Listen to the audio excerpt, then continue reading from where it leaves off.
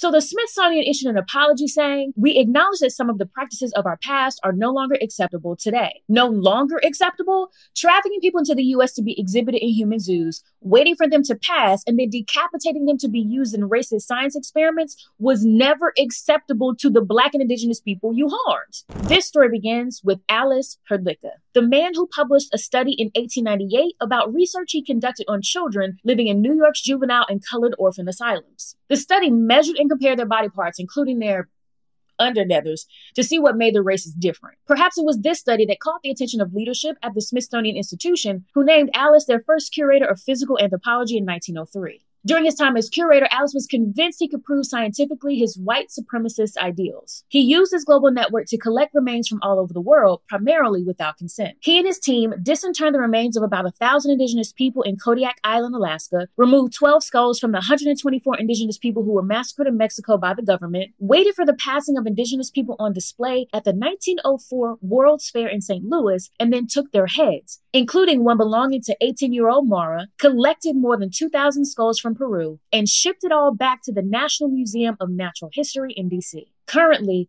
255 brains, 57 belonging to Black Americans, are in the Smithsonian's possession and were acquired during Alice's tenure.